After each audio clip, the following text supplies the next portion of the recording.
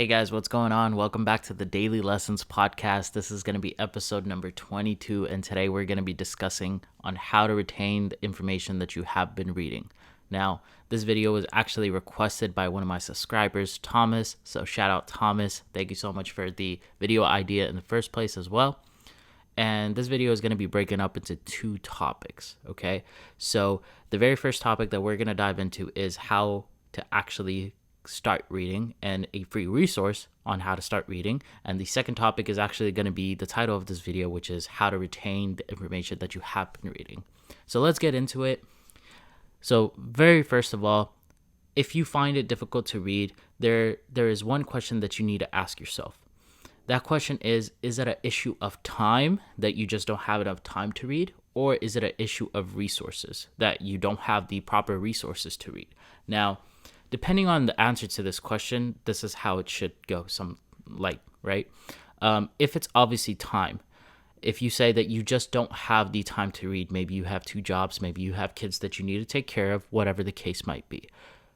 I don't know your life. You need to evaluate yourself and make that decision, but just make sure that if it is an issue of time, that you're not actually making excuses for yourself for not reading, if you actually want to really get into reading, right? So things like, look at your screen time. Are you spending 2 hours on social media every single day? Okay, cool. Maybe cut back on that 2 hours. Maybe just be on social media for an hour and a half and then dedicate 30 minutes every single day to reading if it is just a time issue and you actually have the resources. Now, if you don't have the resources to actually start reading because you don't want to spend money on books or you just don't have a library near you, here is one resource for free that you can access on your phone, your iPad, your laptop, your computer, whatever that you have at home, okay? It is going to require you to go to a library just once, but after that, you'll be able to access it anywhere. It's an app called Libby. Now, for me as well, it was never a problem about the time. If I was being honest with myself, I was probably spending a lot of time on social media. It was always a matter of resources. I didn't want to spend my money on books that I potentially didn't like, just based off of somebody's recommendation. Maybe they will like the book, but I don't. And obviously, I needed to pay my bills, right? So why would I buy books? So I downloaded this app called Libby. It's basically a digital library. It's straight on your phone. It does require you to have a library card. Now, obviously, library cards are typically free around the country, at least where I live in the US.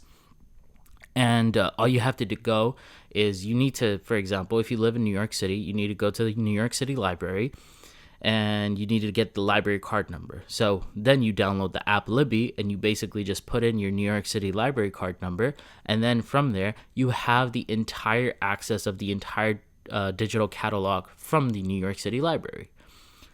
This is great because you can just pick up your phone and you could literally read whenever. And obviously, who doesn't want that, especially if you want to get into reading, right? So yeah, it basically just literally works like a library. You'll have the book for 14 days. You can place holds on books and you can renew they call it loans. You can renew your loans on the books, and obviously it's completely for free. And especially since it's digital, they'll just take the book after your loan date is over or your rent date is over, right? You don't ever have to worry about overcharge fees or late fees or anything like that. So that's great. Now, that is the first question or the first part, right? Obviously, I do understand one caveat to this is you're probably thinking like, oh man, there's way too many distractions on my phone. There's way too many things that I could be doing instead. I completely understand and I completely agree. And also another thing is that you don't retain as much information when you're reading on a digital screen, like even a computer or an iPad or an iPhone, as you do compared to if you're actually reading a physical book. Okay, obviously this is not the optimal method, but you cannot keep on trying to optimize something to perfection. Sometimes it's literally just about doing versus not doing. And if you're not doing something that you think that you should be doing, then you just need to start doing it. And then eventually, once you build the habit of it, you can keep on optimizing and building upon it later, okay? Now, the second part of this on how to retain what you actually read. Now, One thing I would like to say first, if you don't like a book, just put it down. Don't try to force it. Don't try to say that, hey, maybe I'll gain something out of it. If you don't like the book, just put it down. Really. Like, I promise you, it's not that serious. There's plenty of reading material out there online on the app Libby or any bookstore that you actually go to and you buy the books. You don't need to worry about finishing an entire book because you don't want to make it grueling for yourself, especially if you're just starting off to read, and you want to make it as enjoyable as possible so you can actually continue the habit in the long term. Okay, so don't beat yourself down for if you're not able to finish a book. It's completely fine. You need to make sure that you're actually reading books that you find interesting. And how do you find things that are interesting? Literally just trial and error, right? I'm really into nonfiction, so I literally read nonfiction all the time. One of my friends, she's really into fiction. She cannot read nonfiction for the life of her, and that's completely fine. I like what I like, and she likes what she likes. So, don't be hesitant to put books down, and if you don't find them interesting. Now, how do I actually retain what I read? So this is what I do, at least. So since I mostly read from my phone, I obviously keep on highlighting things on the app Libby, but I also just go ahead and copy and paste whatever like quotes or passages or paragraphs that I actually find really interesting, and I copy and paste that in my notes app on the iPhone itself. I have this like iOS shortcut that just does it for me. I'll paste the link in the description below if I possibly can share it with you, and if I can't, then just reach out to me if you're interested, and I'll send it to you some way, one or another, or I'll put up a tutorial or something.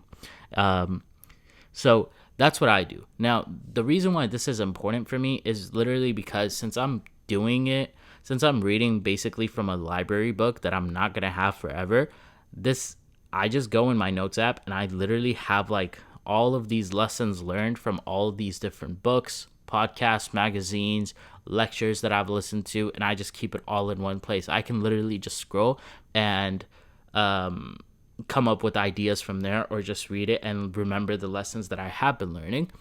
And obviously that's literally what I use to make this podcast and to give it to you, right? All this information free. It's all in my head and I'm trying to give it to you for free. So because of that, a friendly reminder, just like this video and hit that subscribe button for me as well. It means the world to me, and it costs you absolutely nothing but 1 second and one click of a button. All right, so make sure you do that. So that's what I do. I literally just copy and paste on my notes app. Now, you might be thinking like, oh, okay, well, that's like the simplest thing that you could possibly do, and that's so primitive. Why would I ever do that? Well, why wouldn't you? Why wouldn't you want the simplest solution to your simple problem? If your simple problem is you don't read and you don't, or if you do read and you just don't remember the information that you have read, why wouldn't you just want a simple solution to a simple problem, right? Sometimes we try to like overanalyze and come up with complex solutions that'll like enhance our life by 300%.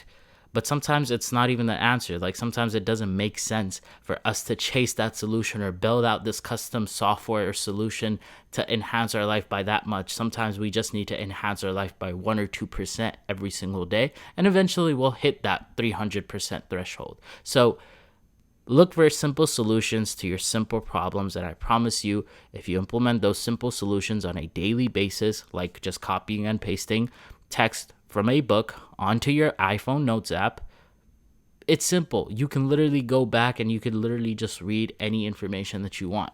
Don't try to overcomplicate things, especially something as simple as reading. Reading is literally like, hey, I'm either doing it or I'm not doing it, and that's how you're gonna get that information. Now, let's see here. Now, full disclosure, I know that it's not the optimal way of doing things, okay? It's just not. But like I said before, sometimes it just boils down to actually doing the activity and not ignoring it completely. I used to spend a lot of my time just doom scrolling on social media, and because of this one app, because of this habit, and because of me making it as frictionless as possible, now I'm actually reading. I'm reading like 20 pages a day, which might not sound a lot to an avid reader, but for me, it's a lot because really just a few months ago, I wasn't reading at all. So now I've already read like 4 books this year and it's only February. So I'm great. I'm on track to read like 22 books. That's probably more books than I've actually read in my entire life. Okay.